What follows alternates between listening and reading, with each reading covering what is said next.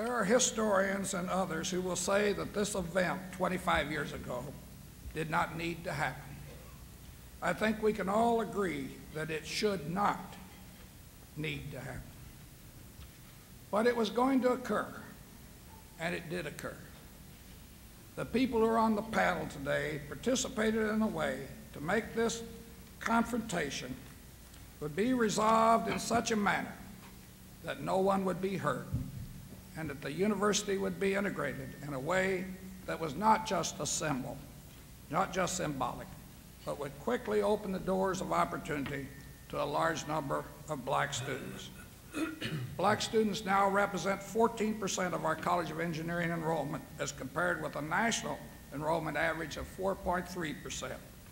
10% of our engineering degrees are awarded to black students as opposed to a national graduating rate of 2.6%. I stand before you today with a feeling of great humility, for there are those of you in this audience and others who gave and contributed so much in work, effort, pain, and hurt, and degradation to achieve goals in race relations that made this outcome of June 1963 possible. Historians tend to deal with sweeping generalizations and overlook or do not view the single and individual effort and sacrifice as significant in the evolution and solution of society's problems. I want to mention some names of people in this audience who contribute so much in a personal way to the creation of an environment that had impact far beyond the events of June 1963. And I do this knowing that I'm not going to name nearly as many people as I should, but these are people that I've noticed that are in the audience today. I'll just call their names rapidly. Hank Black, editor of the Crimson White, 1963. Donald Stewart, president of the Student Government Association, 1963. Don Siegel, Student Government, 1963. Reverend Gribben, Joe Malsham, Bethel Fight, J. and Alberta Murphy, Kathy Simon Gilbert, Dr. Cordell Wynn, General Harry Graham, Cleo Thomas, Mr. L.V. Hall, Dr. Moses Jones, Ralph Knowles, Ralph Lovelace, Ray Minor, Ethel Goldstein, who was president of AWS and at the last minute couldn't come, Annabelle Haygood, Autherine Lucy Foster, Al Vreeland, Reddy Pipp, Dr. Minnie Miles, and obviously there are many more. On this panel here today are a number of key people who were central to the events of June 1963. Our first speaker is Dr. Jefferson Bennett, Administrative Vice President in 1963. Jeff, more than any other person, had thorough knowledge of more details then relating to all these events than probably any other person. Dr. Bennett, would you come forward?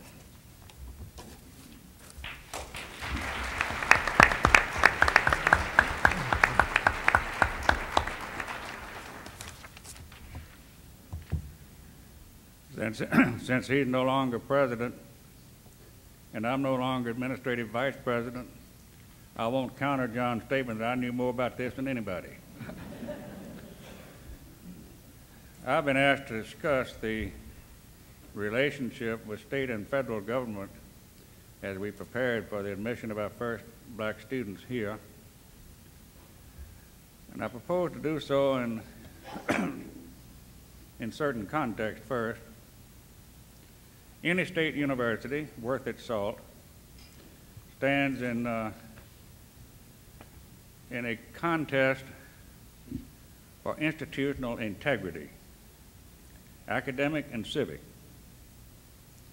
Sometimes the contest is with the federal government, as it was during the days of Senator McCarthy and his zealots, when our faculty and research laboratories were suspected of subversion simply because they want to teach and do research. Sometimes it's with state governments, as it was when I was a happy young assistant law professor, and they introduced what was called a book labeling bill in the state legislature, requiring this university and all other state institutions to label the frontispiece of every book in the library and every textbook and everyone cited in the textbook, as to whether or not any author cited therein had ever been or was now, or perhaps had plans to, become a communist or belong to any Communist Front organization that is designated by any official state or federal agency, including the Senate committee headed by Senator McCarthy. We resisted that. It was not as dramatic, perhaps, as this occasion, and certainly didn't mean as much in its total history. The bill passed, as it had in North Carolina. It was later held unconstitutional, of course, by an Alabama circuit judge. Just as it was in the days of a speaker ban bill, when George Cornwallis was governor. Very simple bill. It simply denied any state-supported institution the right to have on its campus to speak to its students and faculty. Anyone who'd ever been a communist, planned to be a communist, or belonged to any Communist Front organization is defined by any state or federal agency. I want to tell you a little bit about that. That bill was defeated. It was defeated by a filibuster of 8 young senators in the Alabama legislature who were told when they first met to plan their battle, "We meet here to defend the integrity of our university." 2 of them are not alumnus of this place. It probably means political suicide because the governor will refer to us as communist fronters. Nevertheless, they did. They began their filibuster. At the end of the second day, the governor called me down to the office and said, "Jeff, I understand you've got a little filibuster going." Yes, sir, that's right. How many you got? Well, Governor, that's sort of a personal matter. I figure you got 5. I said, "You're short." He said, this is the political genius of this man that was discussed this morning. He said, "I'll tell you what I'll do. I'll get back on TV tonight and I'll talk about pointy-headed professors, liberal presidents, students who are headed toward the Communist Party. Then I'll withdraw the bill tomorrow." He did. That's the sort of situation in which a state university operates, whether this is the issue or not. But the same context applied here. This university and its board, at least a majority of them, from the time of Arthurine Lucy's tragedy here, was vowed and declared to be to not be in contempt of a court order, to admit Alabama students here without regard to race, creed, or color. The conflict which arose was inevitable. These 2 students, Jimmy Hood and Vivian, were to enroll 2 weeks after George's standing in the door speech. Segregation today, tomorrow, and forever. I'll draw a line in the dust. 2 days later, Vivian and Jimmy stepped across the line in the dust, as Brian DeGraff Reed said. And so the plans first had to be made to delay their admission, during which time this administration and its board are accused of, quote, dragging their feet. Can you imagine what we had to do in 2 weeks to admit our black students? So it was at that point that friends of theirs, black friends, advised them to delay their application until the following spring. This gave us several months to do what was done. And that's where the state and the federal government began to oppose and support each other simultaneously. Arrangements were made to close this campus off with absolutely no automobile traffic. No one was allowed on board without a student or faculty pass, including Nicholas Katzenberg. The statement was made this morning that it was only with the intervention of the federal government that this fact was accomplished. That's not the case. Frank Rose was a longtime friend of Bob Kennedy's.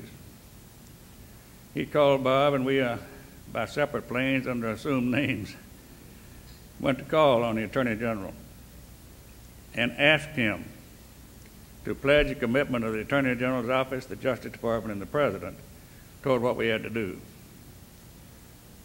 They agreed. That's not intervention. From that point forward, the plans were made to secure this campus,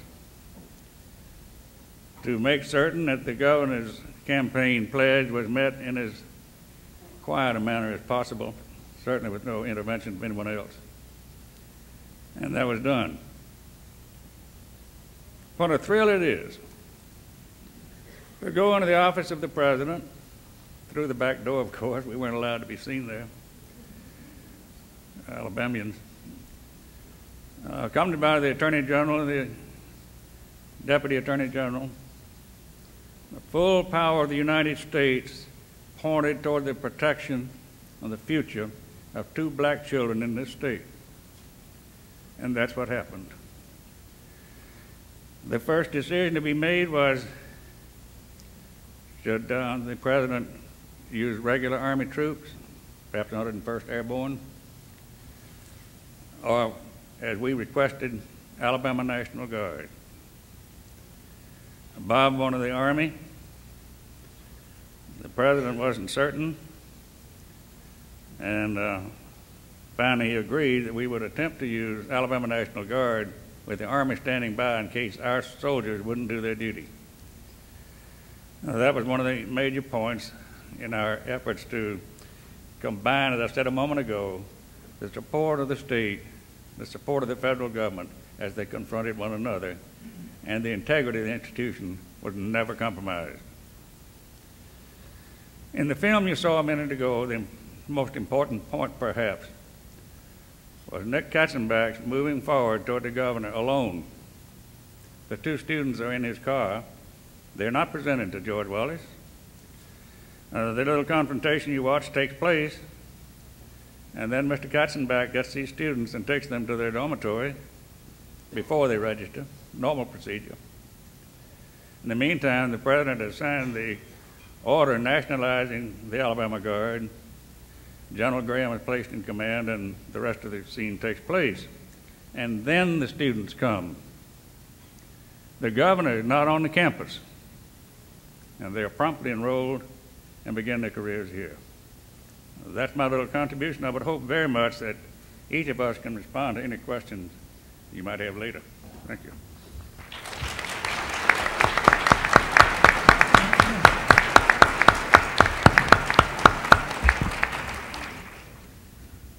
Our next speaker is Dr. George LeMaitre. George was president of the City National Bank of Tuscaloosa in 1963, and he could give us his perspective from the point of view of a businessman and banker in the Tuscaloosa community. George?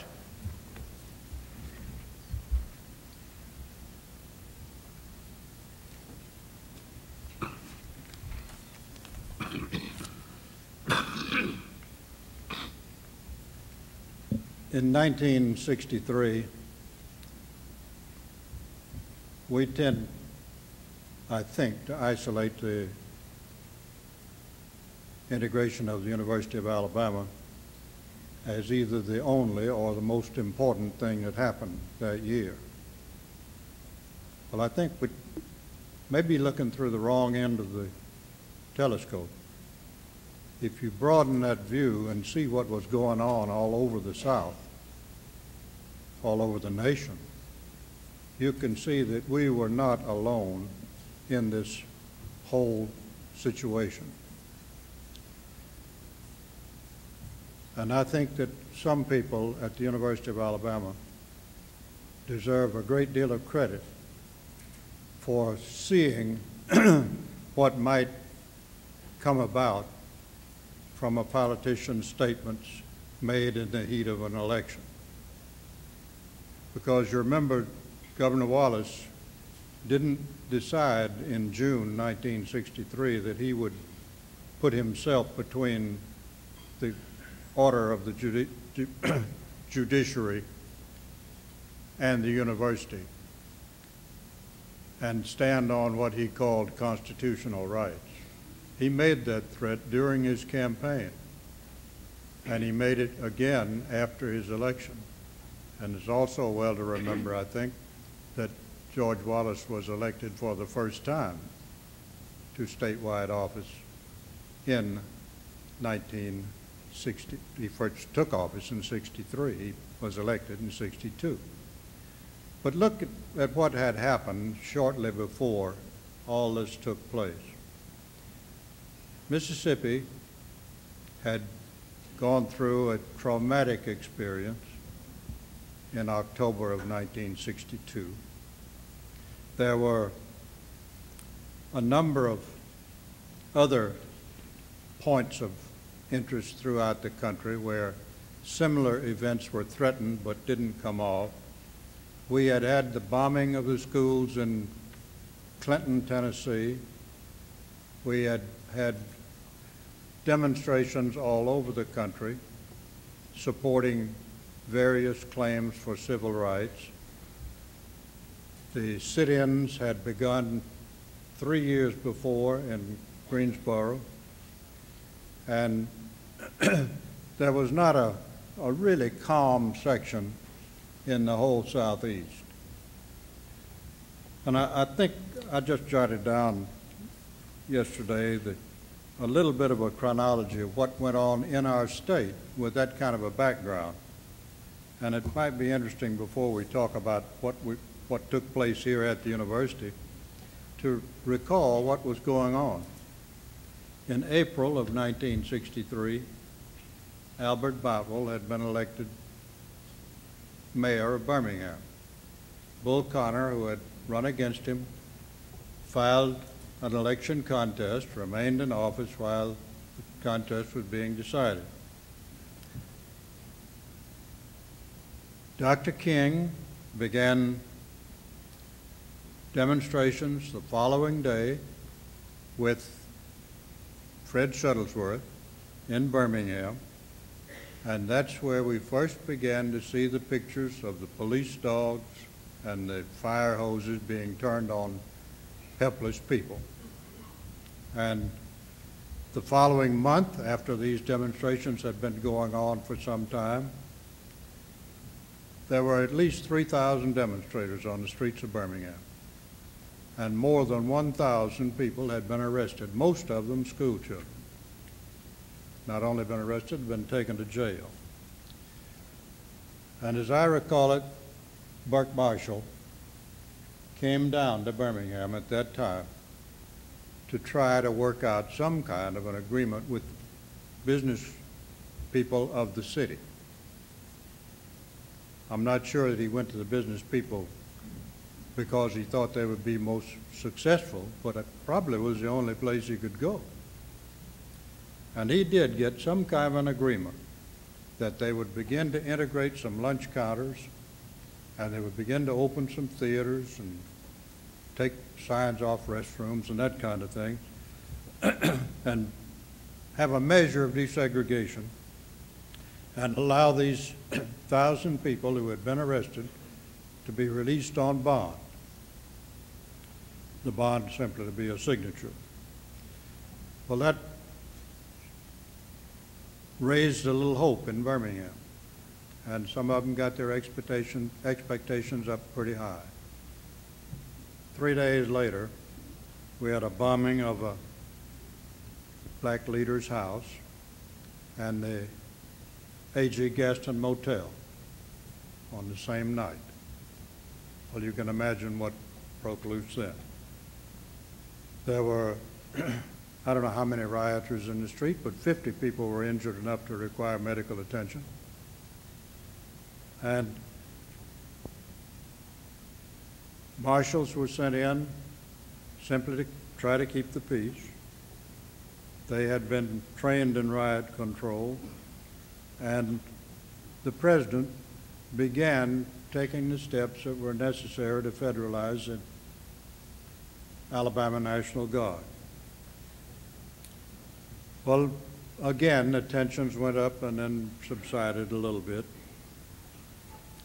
And this brought us up to about the time of the proposed integration of the university. Well, Dr. Rose, who had not been here all that long, he'd come 2 years, almost 3 years before, and he had begun to make plans as early as October of the year before, or earlier than that for that matter. You heard the references this morning to the Gaines decision and some of the others, but it became apparent in the year or two preceding this that this was inevitable. The time was coming when these people would get their rights, that there would be an integration of public schools. And so he called together a group of, I don't know how many, 6 or 7 local businessmen to just discuss what was coming up and decide what ought to be done. And that group met several times, usually at Harry Pritchett's house. He had a large living room which would accommodate 15 or 20 or 30 people without anybody having to stand, so we could sit there and talk as long as was necessary. And by the time he had this series of meetings concluded, I guess maybe 50 people had been involved, people in the local business community. And they decided that they would try to persuade the people of Alabama, the responsible people of Alabama, to work out a peaceful means of bringing about what was going to happen. Well, in connection with this, one of these people in these groups asked me to speak to the Civitan Club. And I asked him if he wanted a serious speech, and he said, yeah, I believe we would like one. So I spent a few hours writing a speech, much longer than I spent writing this one, and dug up some of the things that I thought would appeal to the business community. And I didn't base the pitch to them on what's right or what's wrong, what morals would dictate. I simply tried to make it appear that it was good business to bring about this kind of a step in the university's history without a repetition of what had happened when Arthurine Lucy had been admitted to the university. And I don't know why, but the people that heard the talk immediately began to call around and ask other people in the state whether or not they would like to hear that talk. As a matter of fact, the news services picked it up, and it was in the English language newspaper in Tokyo the second day after it was made here in Tuscaloosa. I don't know why it was in Tokyo, but I got a call from Charlie Snyder saying, I just read your speech. Well, this sort of a talk was based on this premise, that it could be demonstrated from the figures that violence couldn't hurt anybody except the community, really. We had the figures from Little Rock, we had the figures from Oxford, we had the figures from New Orleans, we had the figures from various cities in Tennessee, Chattanooga, and Nashville that had undergone this sort of thing. And luckily, the Chamber of Commerce or somebody in each one of these places had done a study of what had happened. And without exception, business fell off precipitously. Well, you remember that in the early part of John Kennedy's administration, we had a tax cut, and the business was really beginning to pick up all over the country. There was a marked increase in business volume and in profits. So to show that this turndown came about at this time was very convincing to people who didn't have to be shown that it was caused entirely by the violent reaction to integration rather than by a depression or recession that might have beset the business community. Well, after this talk was made in, I don't know how many times, I could have run for office without having to spend a nickel. I spoke to so many civic clubs at that time. And I must say that contrary to the conventional wisdom, these people were not convinced against their better judgment. Now keep in mind, this was not the core of George Wallace's support. These were businessmen in the various civic clubs. They were not the people from the factories or the people from the rural sections.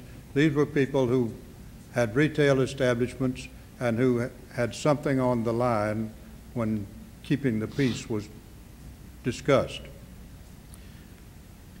I'd say that without exception, every single one of the people that we talked to at that time came away with an expressed intention to try to do something to help the university bring about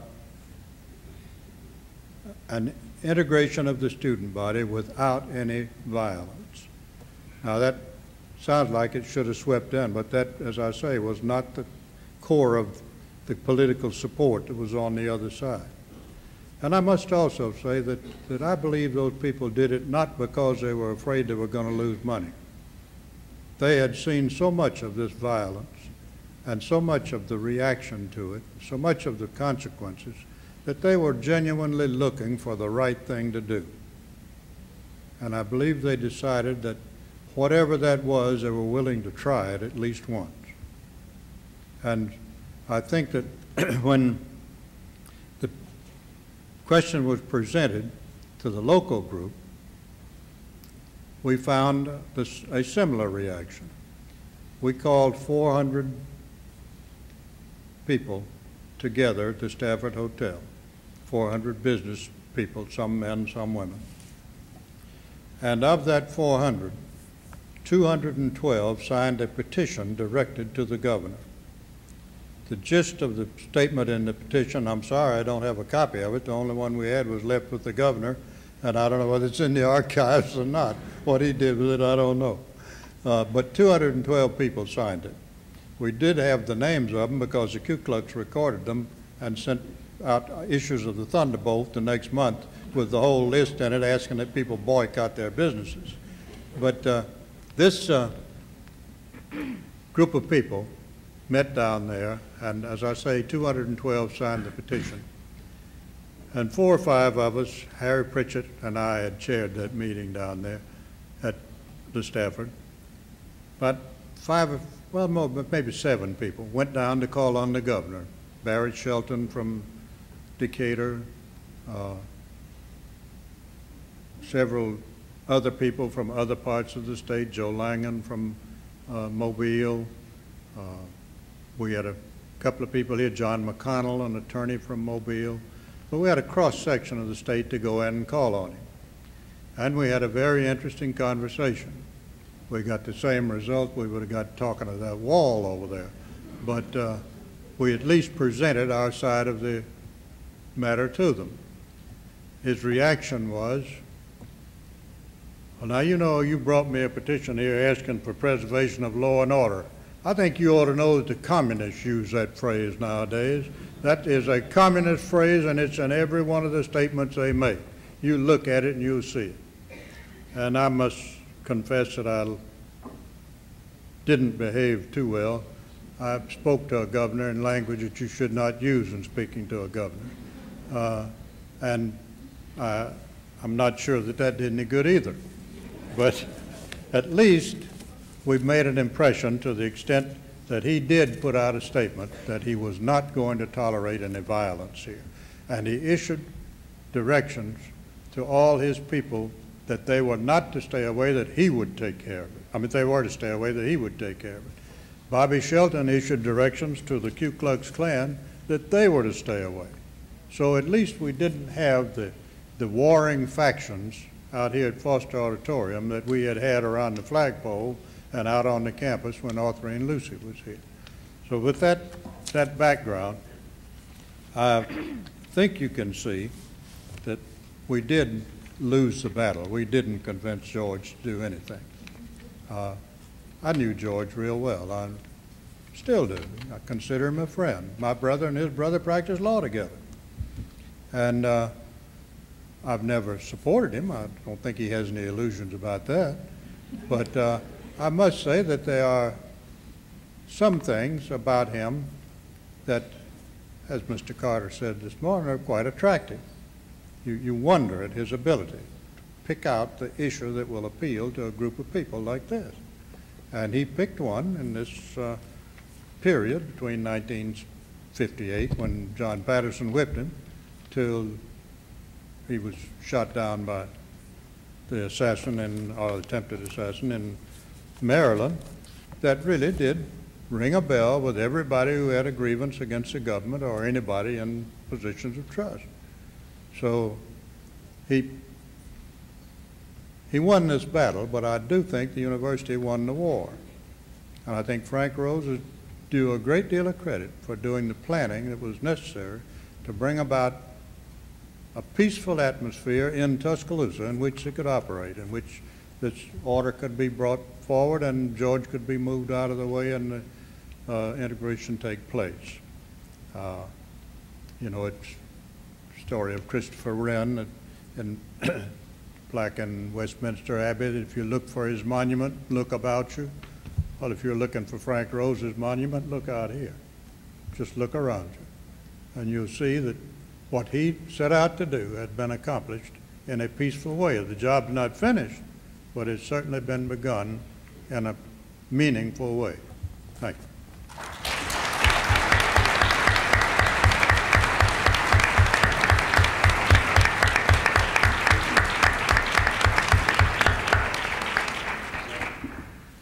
I would now like to present Dean Sarah Healy Fenton.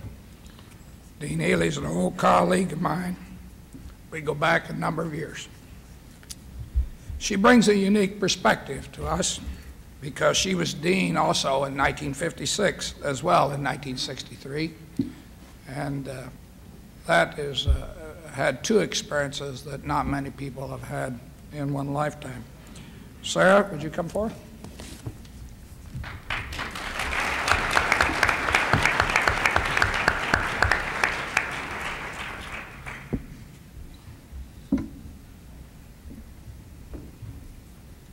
Thank you, John L. It's very nice to be here, and my assignment is to talk about questions that were raised and how they were met.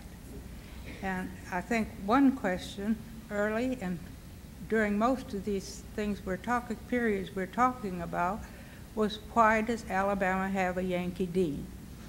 And it happened this way. Dr. Carmichael had come to the university, and as we all know, was an idealist, a scholar, and a world-known educator.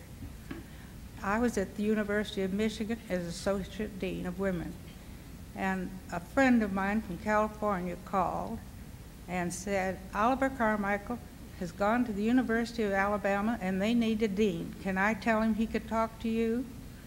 So Dr. Carmichael and I had a discussion about the Dean of Women's position at the University of Alabama, and during that interview we discussed the fact that in a very short period of time the Supreme Court would hand down a decision relative to segregation and integration of our schools. So I came with my eyes open. 2 weeks after I said I would come, the Supreme Court handed down their decision. So here I am in Tuscaloosa.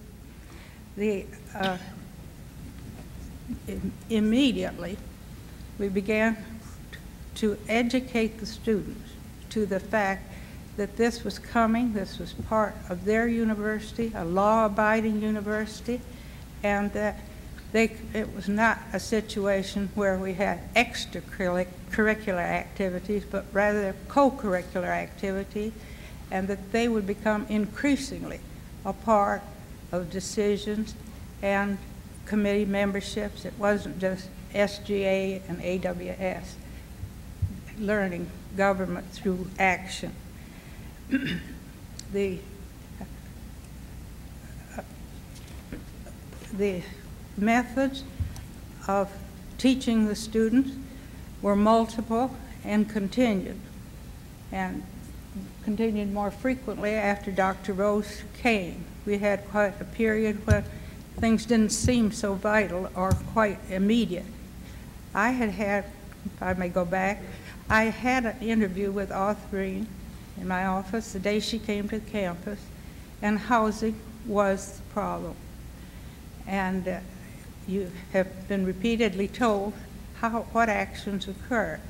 However, we did have a student dean discussion about who would help her on campus, and that she could feel free to come to my office at any time.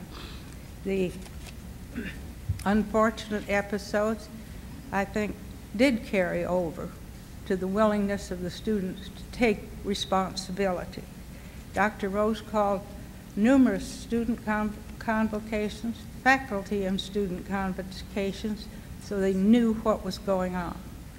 In addition, the students, SGA and IAWS, the Women's Student Organization, became active in national student organizations by the same name and broadened their perspective as they talked with students.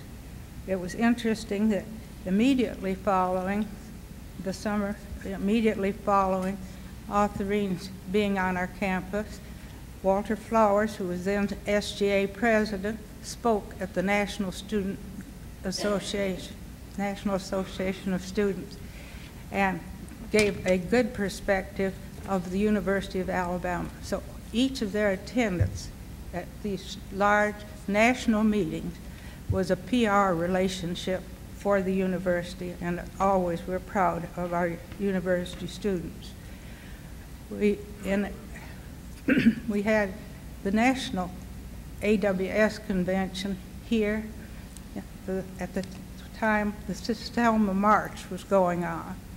And students from all over the country, black students, white students, black advisors were here. And of course, there were some that wanted to go right over and help the Selma situation. So again, our education of students went even beyond our campus, and I think helped in Alabama's relations in the United States. The student leaders had group meetings. They visited all the sorority houses. John L. did, I did. And they, again, to have understanding and a realization that was coming about. When Vivian and James were admitted, John L. and I went to Birmingham to meet with them, talk with them, and I was very impressed, and they were both very responsive. Part of the discussion was about housing and that she would live in Mary Burke Hall. And the questions she asked, I hope were well answered.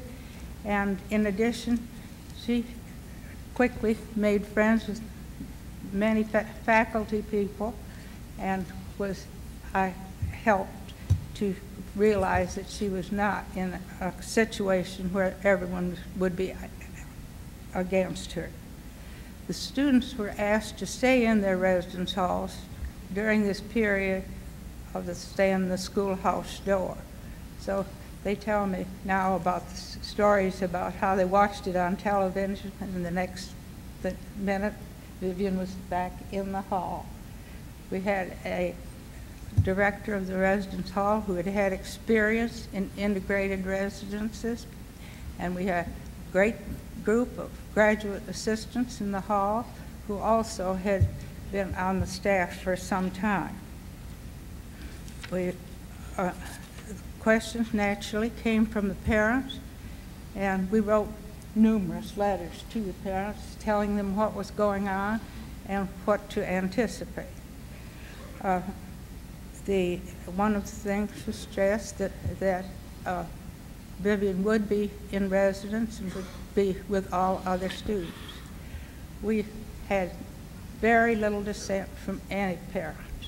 I talked with a girl in Pennsylvania the other night, and I said, well, were your parents anxious? She said, oh no, they had so much faith in the university and knew that they weren't concerned at all. So you can see the climate that George had helped create and all is a part of our total picture. During the period when the campus was closed, there were, I think, 8 cars permitted on the campus, all from administration staff, and but the place where the cars were parked was changed every day. And one night after midnight, one of the male students was walking with me to my car, and he said, you know, Dean, the students on this campus would do anything you or Dr. Blackburn asked us to. But just give us a couple of weeks and we'll find something to fight with you about. So, student dean attitudes were a part of it. The,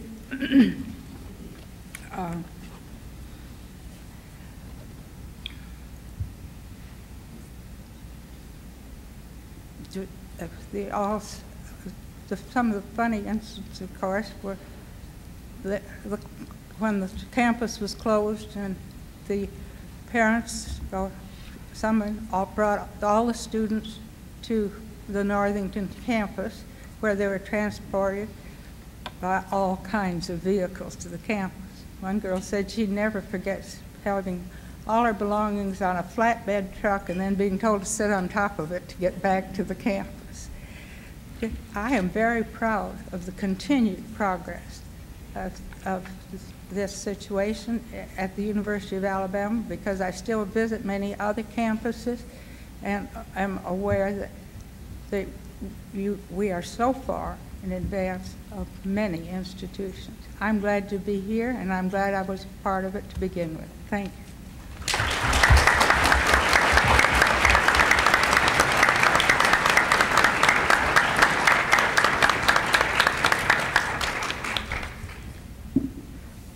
As you noted on the video, our next speaker was a prominent figure on that eventful day. Mr. Nicholas Katzenbach was Assistant Attorney General in 1963 and can bring to us a perspective of which few of us have any knowledge. Mr. Katzenbach.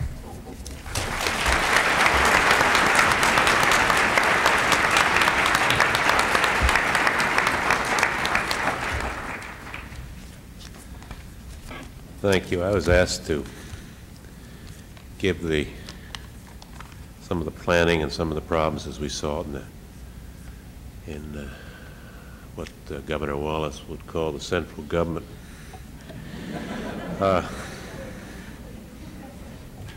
I'm happy to do that. It's really a great pleasure and privilege to be back on this campus. And I wondered who that young fellow was that I saw in the clipping up there. The problem, it's worth thinking about it, everybody sees the same facts from a different perspective, from their responsibility, from their concerns. From the point of view of the federal government, we had orders from the federal court to admit Vivian Malone and James Hood to the university. And it was a simple process of getting a court order enforced. We had to do it in the context which has been so well described by others, without any violence, without any hurt to the students, and essentially with as little show of force, as little interference as we could successfully and safely do that job. And the latter consideration of this little interference was an important consideration to us, as was the security of the people and of the campus. Because we felt that it was important, and this ran through the whole civil rights thing, that this incident and every other incident, it was important that states obey the law. Our system in this country, our federal system, requires that the states keep law and order. They are the people who are responsible for no violence. And if you stop to think of it, you had to accomplish that. You had to get people within the states which were torn up by racial strife to commit themselves and their law enforcement authorities to the preservation of order.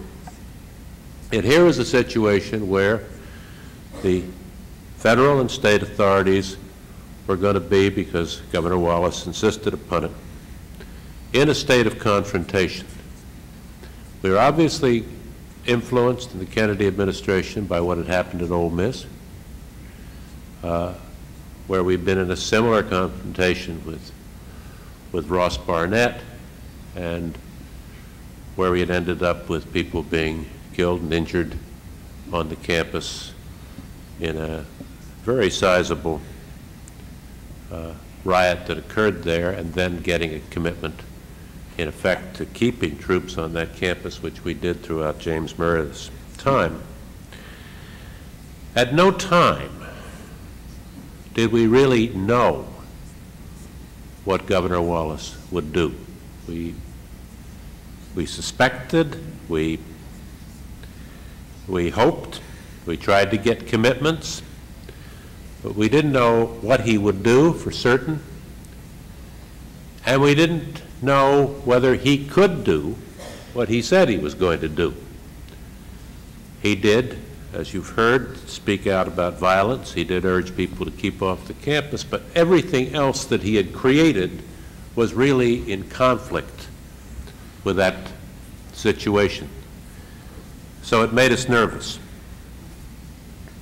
We knew here we would have to have federal troops in some form or other eventually, because Governor Wallace, for political reasons, insisted on federal troops. He wanted to demonstrate visually and every other way that he could that it was only the superior military power, not any superior other kind of power of the federal government, that was forcing him to back down. So we knew we had to have federal troops. You couldn't do it with marshals, who ordinarily enforce the law.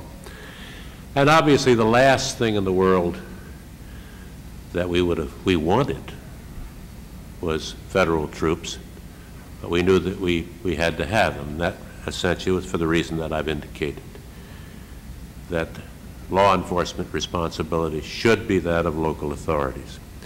We had a problem with troops, incidentally.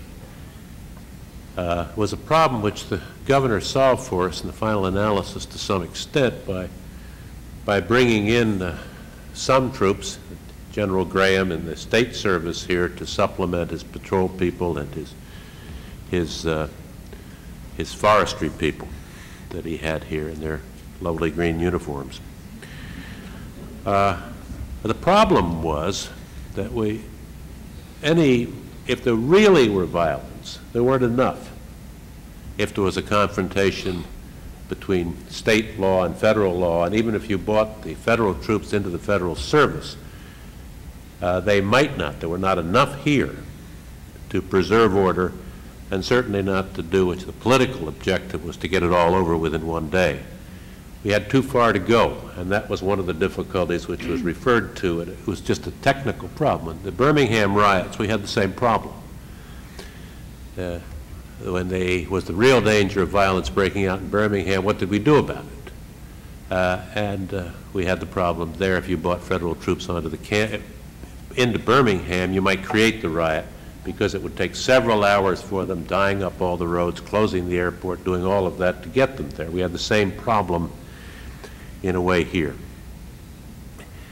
And in this connection, one other thing which I want to mention is we didn't really want Governor Wallace in contempt, which I think he was. But if you stop to think of the problems of the federal government arresting and putting in jail the governor of a state, it is not a happy problem to contemplate, particularly a governor who has got people aroused and several people worked up on the great justice of what he is doing.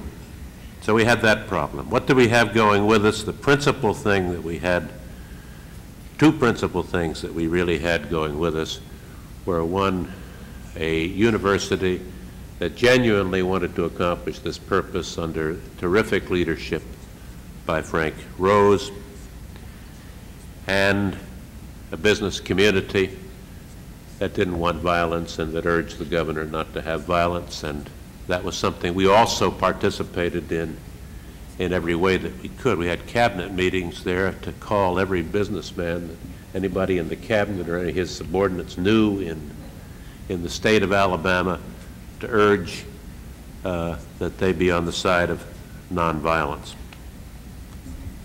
And those are the things that we had going with him. We had intelligence about the governor. Frank Rose was very good in telling us what the governor had said he was going to do, and we had great confidence in Frank Rose, but we knew that the governor didn't have great confidence in him, so we never knew whether that was true or false.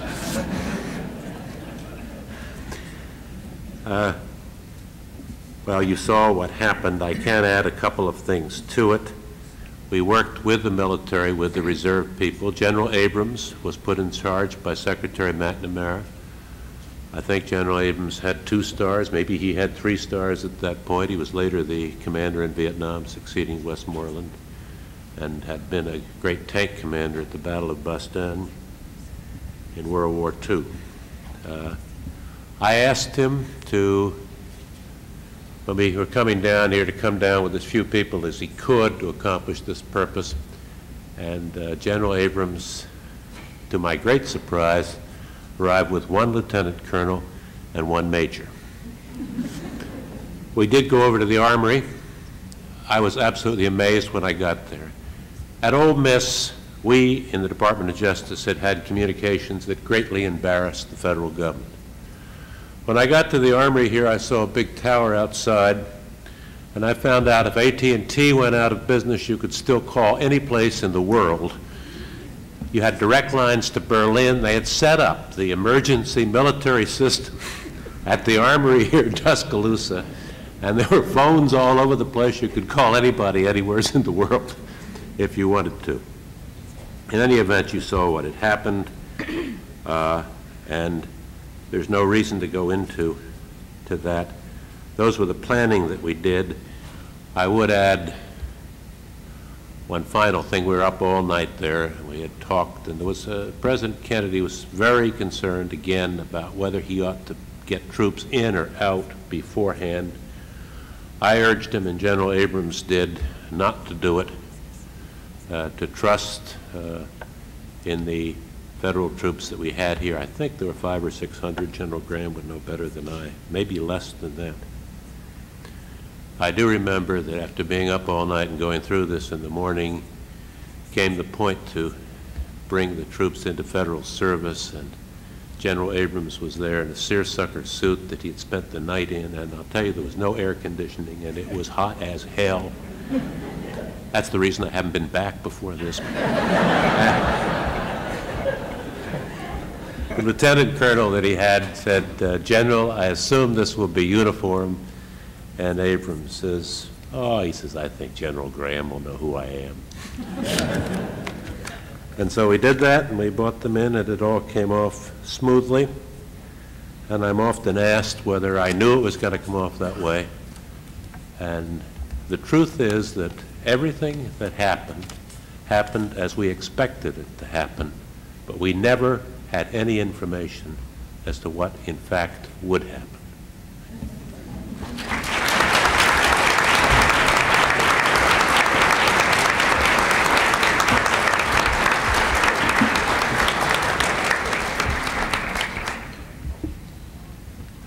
We saw in the video the entrance of Vivian Malone to Foster Auditorium as a student at the University of Alabama.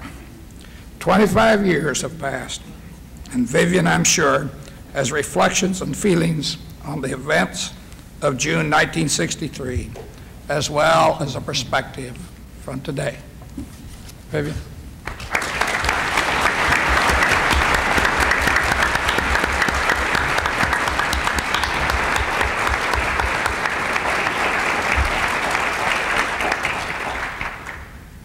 Good afternoon. I'm very pleased to be here at the University of Alabama to share some personal thoughts and reflections as we commemorate the 25th anniversary of the desegregation of this great institution. As most of you know, I was the first black graduate from the University of Alabama in 1965. Autherine Lucy, of course, was the first black to enter the university some years earlier, and I've always found it ironic that she was the one that was expelled permanently from this campus as a result of the rioting that had occurred. I was very pleased to learn just recently that that expulsion has been lifted. Now, if she's in the audience, she will be allowed to come back to the University of Alabama. And I've been asked many times over the past 25 years why it was that I sought to enter the university. Now, I stated back 25 years ago, and I'm stating again today, that my real purpose and my primary purpose for coming here was basically because I was seeking a degree in accounting. There were no black schools, state schools in Alabama at that time that offered a degree in accounting. Now, I had some choices not to go into accounting, or I could have pursued a degree in business education or in secretarial science at either Alabama State in Montgomery or Alabama A&M in Huntsville. Or, as a third choice, I could go to the University of Alabama. And that's the choice that I made. Consequently, during the fall of 1960, I, along with several other black students, applied. The university, their extension center had been closed. I asked to have my application referred to the University of Alabama at Tuscaloosa campus. I was later informed that I could not be accepted due to pressures of enrollment. That was the official reason that I received for not having been accepted at that time. Now, one must realize there that I had maintained an A- average in high school. I'd passed their tests that they had given me, and I'd done all the things that they had told me that I needed to do in order to be a student at any school in this country. Someone told me, and this person might even be in the audience today, that I'd scored somewhere between the 90th and 99th percentile on the entrance exam. So I knew that that could not be the reason that I was being denied admission to this university. So what did that leave as the only basis? The fact that I was black. Now that's when I decided that I had to pursue my legal and constitutional rights to attend this all-white university. I began with meetings with the Mobile Nonpartisan Voters League at that time. I had contacted Thurgood Marshall, who was with the NAACP, and I was, at that time, the NAACP in Alabama and Mississippi had been banned. And that was why I had to pursue my case either through the Nonpartisan Voters League, and in addition to that, I had to travel to Florida in order to contact lawyers who were working with the NAACP Legal Defense Fund.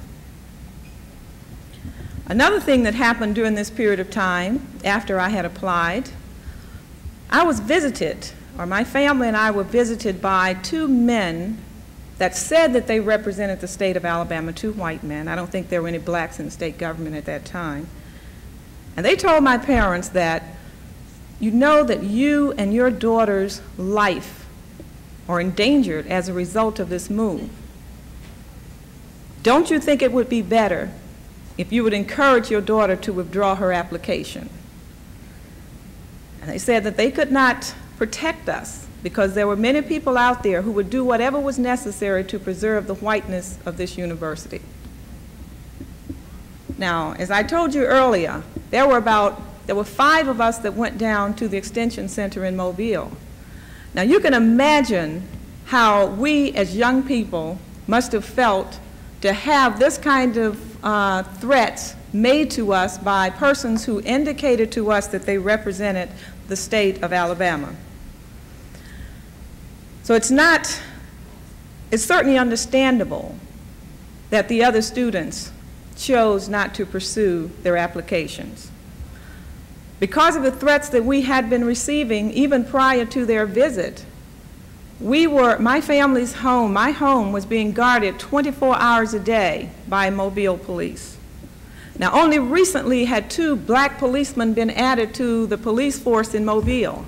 And of course, this was their assignment. As you know, black policemen weren't allowed to arrest white people back in those days, so they certainly had to stay in our neighborhoods. The second semester of 1960-1961, I applied for and was admitted to Alabama A&M.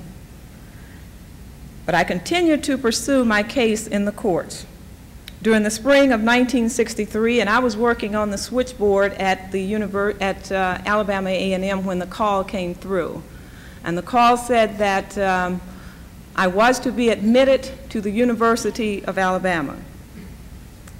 In other words, the courts declared that the University of Alabama nor the governor had the right to deny my admission. Now, Governor Wallace continued to hold to his original position that the states' rights dictated that he had a right, or the state had a right, to maintain their institutions however they wanted, and that was to maintain the whiteness of them, and that the state of Alabama was sovereign in these matters. And we argued, just as we had previously, that as long as these institutions were supported by tax dollars, that they could not deny us the opportunity to attend solely because we were black. And as I mentioned earlier, and as all of you know, this case had already been decided in the Arthurine Lucy case in 1955. And based on that ruling, we were ordered admitted by Judge Grooms. As George Wallace continued to promote the segregationist stand, that he would physically stand in the doorway to present the unwanted, unwarranted entrance of these black students to the University of Alabama, we still continued our case. Now, on June 11, 1963, with temperatures hovering at close to 100 degrees, and as I listened to Mr. Katzenbach talk about this, James Hood and I, that morning, we left Birmingham in what we called a caravan. And we drove in from Birmingham to Tuscaloosa. Now, what had happened while we were in, one of the reasons I understood why we had stayed in Birmingham, of course, was for security reasons. And they had selected a place for us to stay that no one knew. Certainly not my parents. They didn't even know how to contact me that night. And this was because many of the things that were referred to earlier, the bombings of the Gaston Motel and many other things that had happened. And I certainly appreciated the efforts on the part of Mr. Katzenbach as he chose to do the kinds of things that would protect us during those times. When we arrived on campus, we were searched, thoroughly searched. All of our belongings were searched, just as everybody else who came on campus. I understand the press corps, everyone was searched. All students were searched that day. And the purpose was to determine if there were guns, ammunition, bombs, or anything else that might be used that might have hurt us that day. And another thing I remember, as we drove by Foster Auditorium, was watching the troops performing their maneuvers as if ready for battle.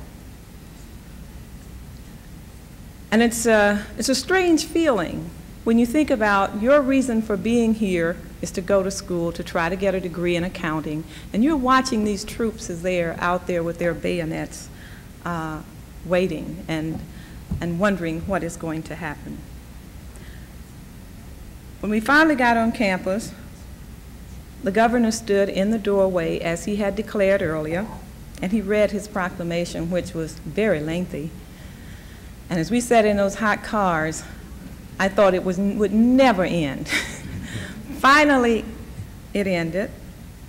And of course, as you noticed in the film, Katzenbach walked up to him, asked him to step aside. The governor refused, continued to read his proclamation, and he asked him a second time. And the governor refused, and of course, you know the rest is history there. And of course, as the governor was told, it is my sad duty to ask you to step aside to allow these new Negroes to enter, and that was the gesture where the troops, that we had the nationalization of the troops. The next step in this episode is that James Hood, after the governor had stepped aside, James Hood and I were escorted to our dorms where we were assigned private quarters. And a guard was supposed to sleep in the room where I was. Now, they had given me what was considered a counselor suite. Now, in the counselor suite, of course, you have private quarters, your own bathroom, and everything. And someone was explaining to me later that that was so that I did not have to share facilities with the other women who were here. Now, you know, I don't know why that happened. Then I also heard that the possibility was there that it also provided sleeping facilities for the guards should I have needed such protection. It turned out that we did not need that kind of protection. With the guards that they had stationed at the elevators, with the guards that they had at the doors and the entrances to all of the dorms, and with the protection that we had outside of the building, that it was determined I did not have to have someone sleeping in the same room with me. But that same night, the first night that I was on campus, I was awakened by a guard, and I was told that there had been a bomb threat. And they searched my room, apparently, and searched the dorm, and found that there was not a bomb there. But the interesting thing that I remember about that, even more so than the bomb threat, was that immediately after they left, I went to sleep. Now, and I guess as I have thought about that over the years, I realized that I had made a decision that I wanted to go to the University of Alabama, and I wanted to pursue an education here. And then I, at that point, could lay some fears aside and really go into it that whatever it took, that's what I would have to do. But I realized that I couldn't give up because of threats. The very next morning, June 12th, as I was awake on that morning and listening to the local news, I heard that Medgar Evers, a prominent civil rights activist, had been gunned down near his home, in front of his home in Mississippi. Now, this really would normally have caused a great deal of fear on my part, because I'm just an average, everyday person. But one of the things that I had thought about in thinking about what had happened the night before, and as I went to class, I had to kind of lay even that aside. And that was, of course, one of the incidents that also sticks out very prominently in my mind, was the very first day that I went to class.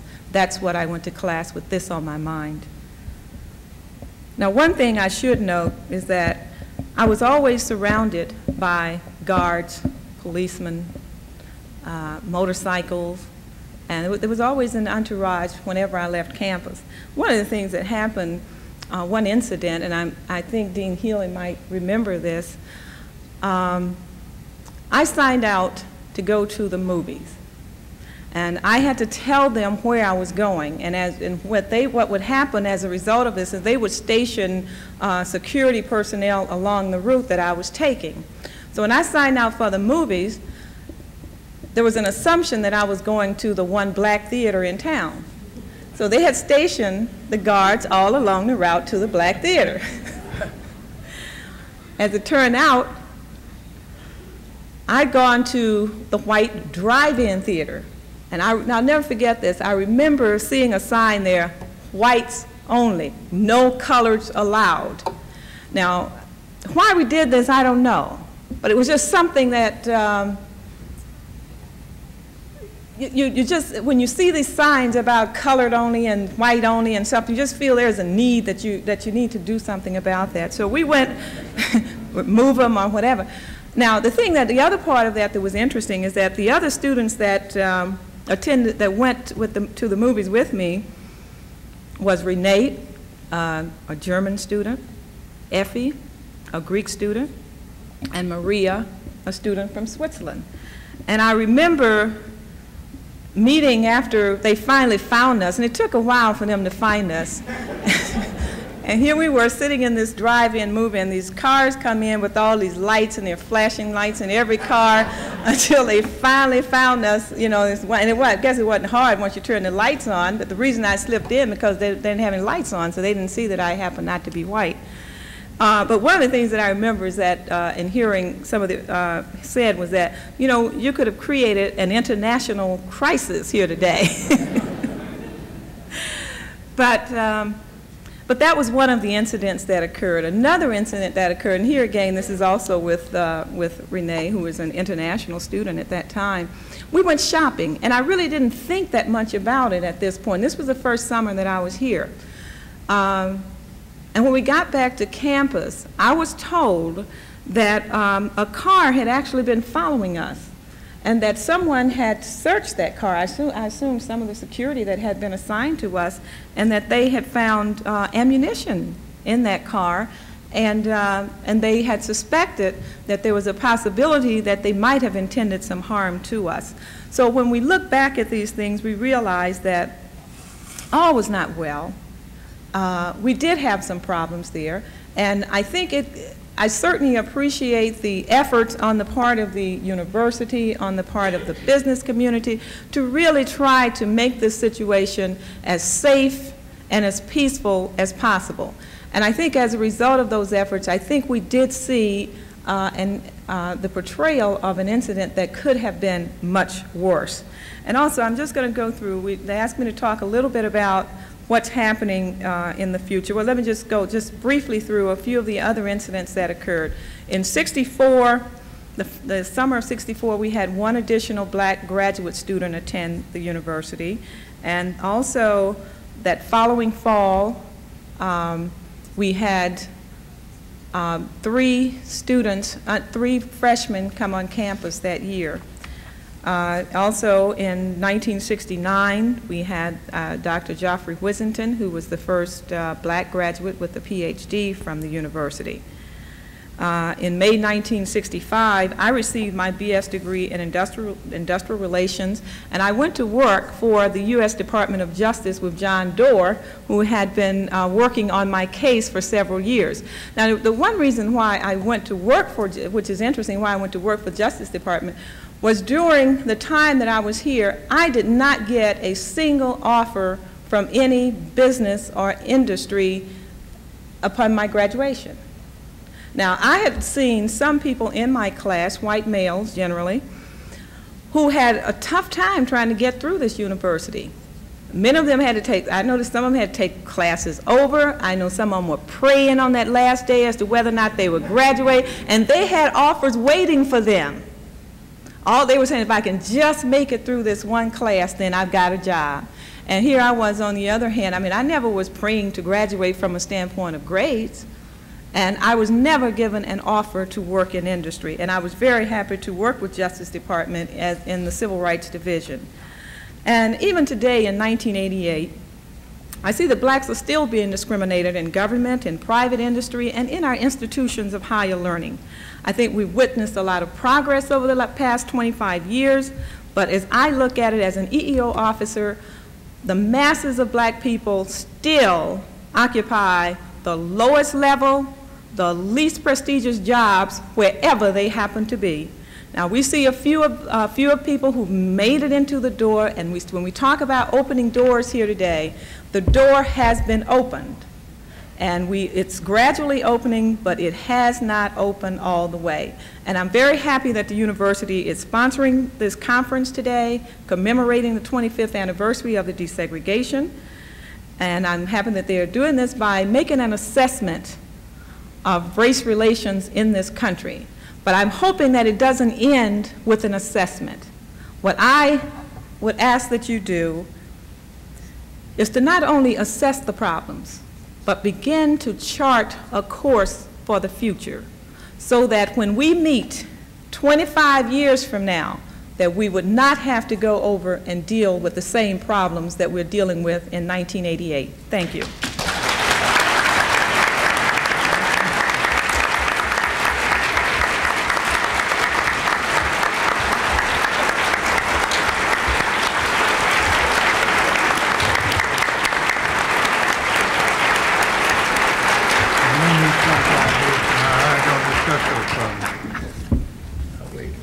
Our final panelist is Dr. Frank A. Rose, President of the University of Alabama in 1963. Frank Rose made a commitment that there would not be bloodshed nor disgrace on the campus of the University of Alabama. Dr. Rose, we thank you for your leadership, and we are delighted to have you back on campus today. Dr. Rose.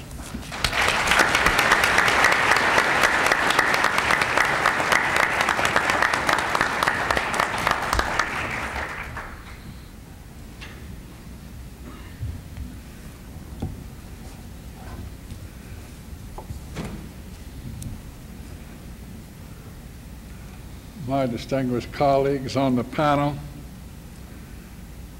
President Thomas, ladies and gentlemen, I have learned a great deal today from some of the addresses that I've heard, and I think it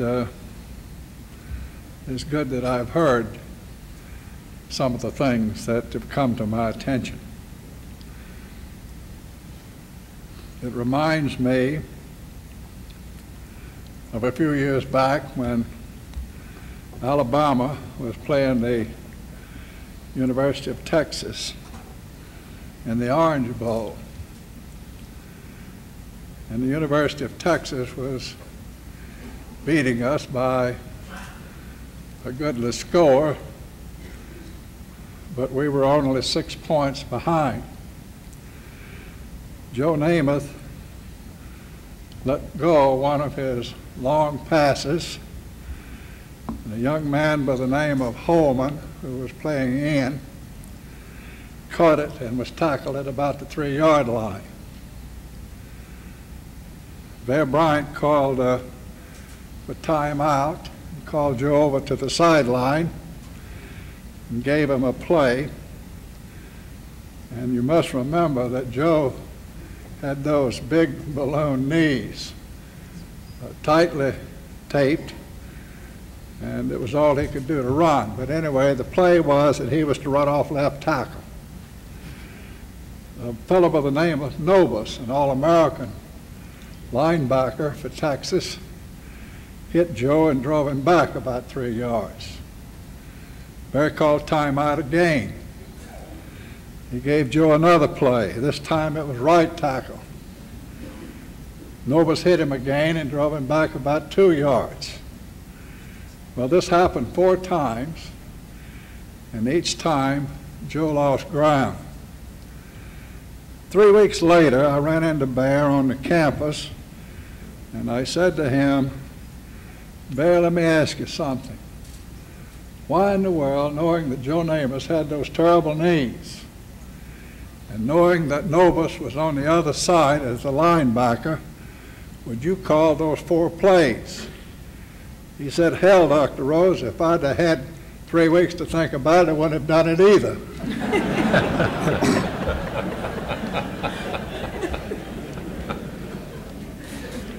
Well, there have been some things said here today that had I the time to have thought about it and not wait to hear about it 25 years later, I think I would have done it a little differently.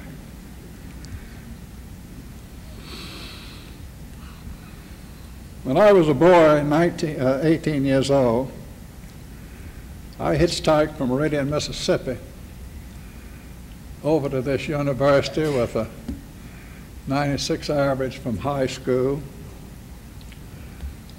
president of my high school class for 4 years, good scores on my college boards, and 12 letters in athletics.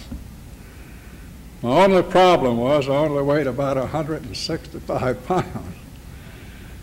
I went to the president's home where his office was and begged him to give me a scholarship to come to this university. He said that he was sorry, but they had a few athletic scholarships, but I was too small for one of them. They did not have any scholarships, he said, for academic achievement. They didn't have a work program. And I stood out in front of Denny Chimes on what was then and may still be Highway 11 with tears in my eyes, because I had worked with a student who lived in my hometown and who attended this university. And it had been my dream to come here. It did not occur to me after I got away from the campus, even though I held a great deal of bitterness against this institution, that I would ever return as president. And when I was approached by the committee of the board on 3 occasions to consider the presidency of this institution, I said no, I wasn't interested. It was on my 4th meeting with that committee that I became interested. And that was in a meeting with Mr. Beale, the attorney, and with Mr. Hill Ferguson, who was in his 80s at that time and chairman of the board, in which he said these words to me. At that time, I was serving as one of 3 people on the integration committee to integrate the schools and universities in the state of Kentucky, having been appointed by the governor. Mr. Ferguson said, Dr. Rose, if we can't get young men who are like yourself from the Deep South to come back south and help us meet the problems of integration and to integrate our university, what are we going to do? Now that may seem that ridiculous, but that's what brought me to this institution. I came here with the will to fulfill that board's responsibility as well as my own. I was extremely fortunate in having an administrative assistant, later my administrative vice president, and Dr. Jefferson Bennett,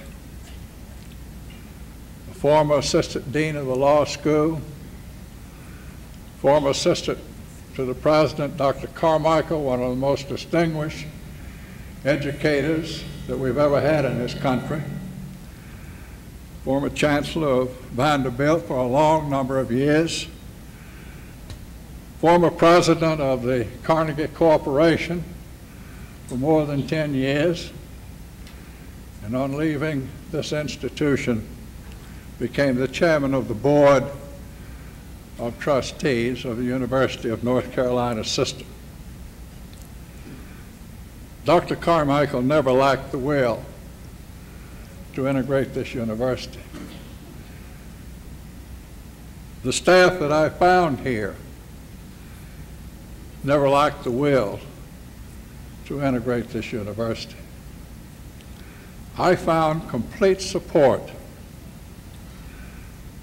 in all of our plans and hopes and our desire to move forward to get on with the business of providing the best in higher education for all of the young people of this state, regardless of their race or their creed. I was extremely fortunate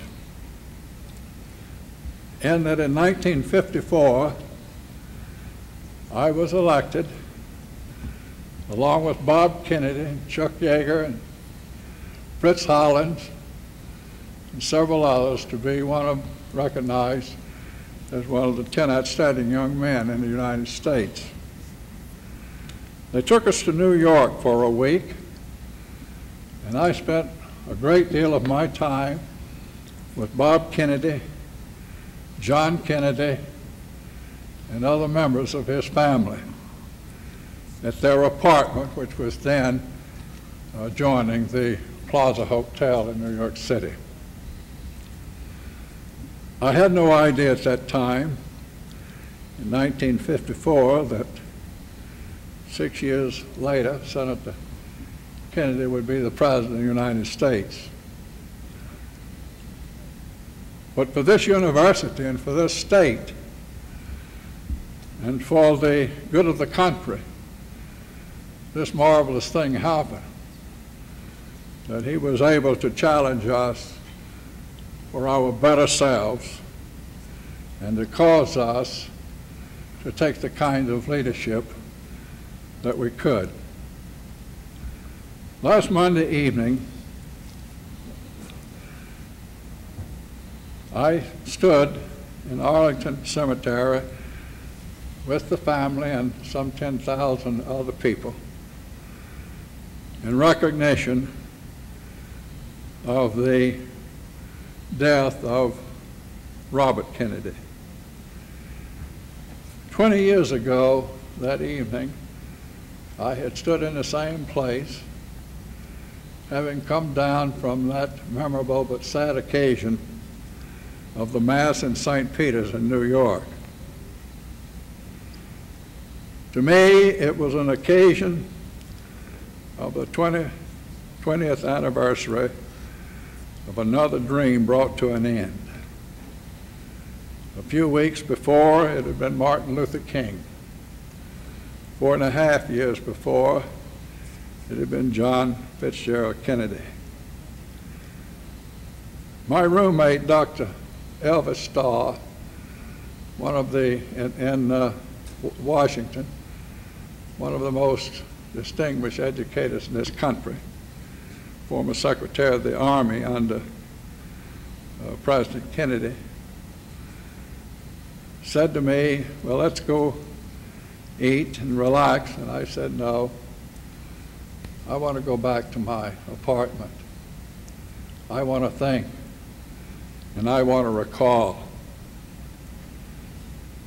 I returned to my apartment and I asked myself, why is it we Americans and we, the citizens of the world, have to always persecute our prophets and kill our saviors? I asked myself, why was it that it was 200 years ago, more than 200 years ago, that our founding fathers gave us documents declaring us to be free and equal with certain inalienable rights? Well, we've come a long way in 25 years. Life magazine, on the day that we were fortunate to enroll James Hood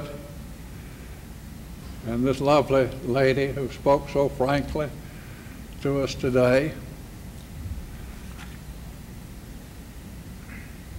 the magazine said the nation crisis crowds in on one man.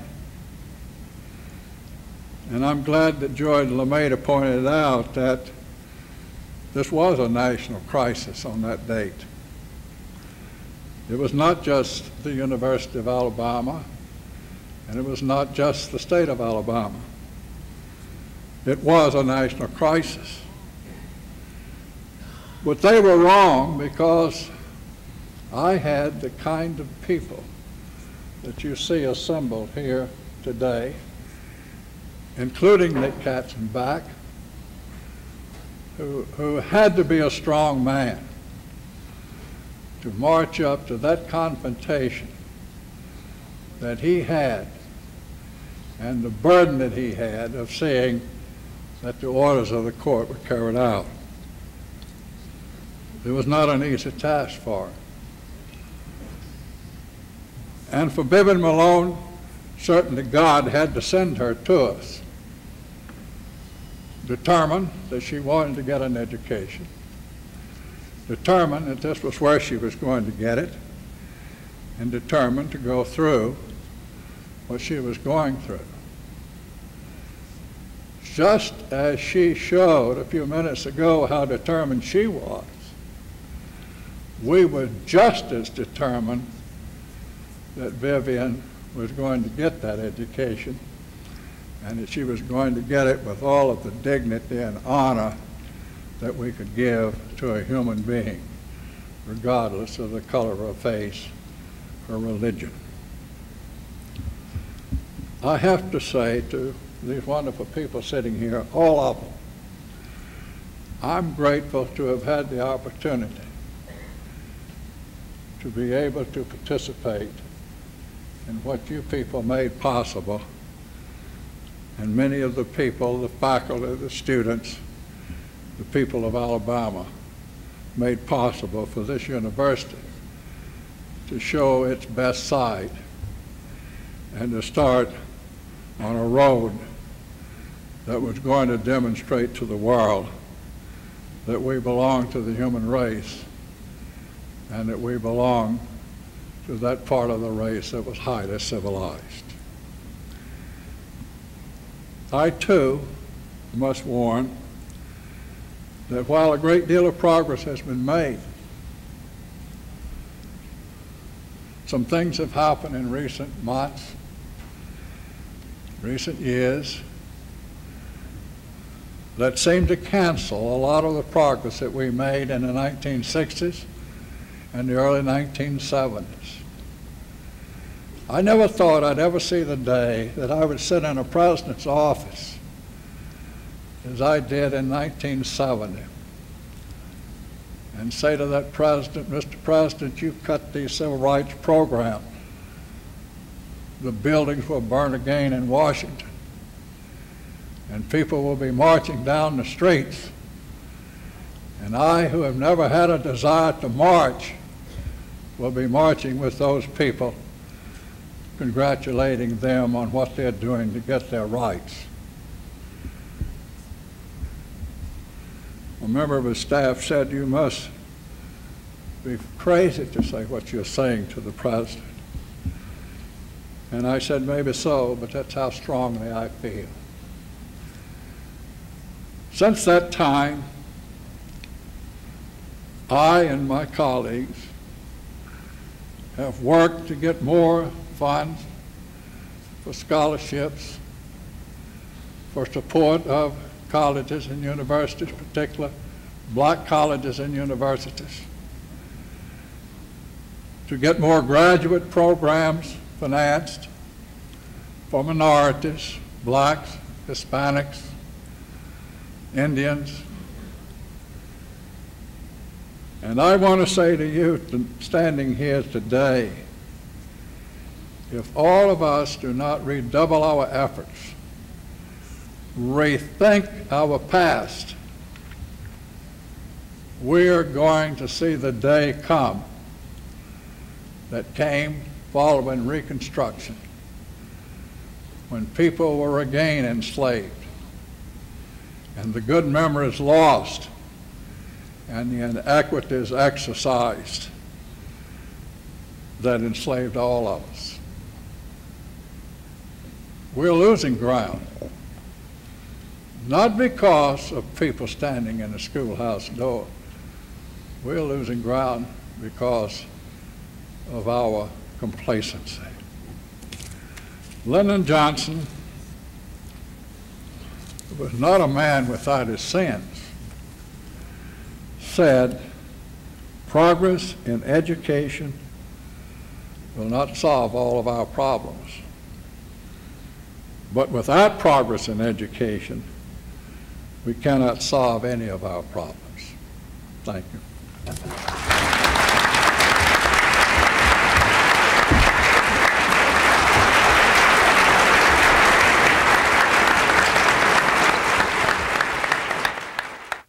It was quite that day. You'd hear a single cat call. It was perfectly safe.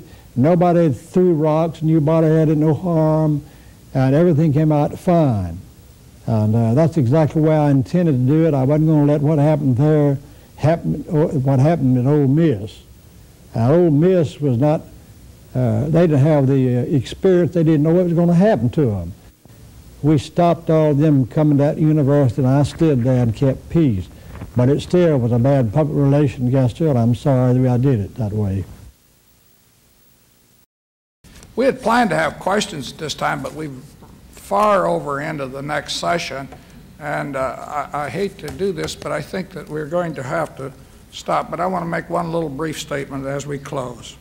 There was on that hot summer of 1963 a commitment on the part of the administration, faculty, students, and alumni in the business community that the university was going to be desegregated.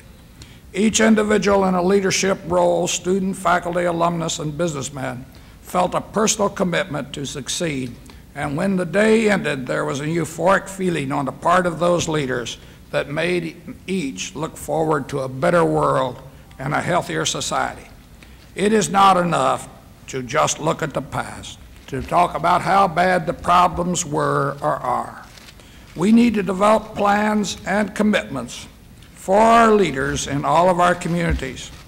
And we must also have a psychological reward system that recognizes those who work and stand up for the progress and change. We must not let the magnitude of the problem overwhelm us with despair. But I would hope we would leave this symposium with a firm individual and personal commitment to make a difference. If we really want this to happen, this can be a new beginning for all of us. Thank you.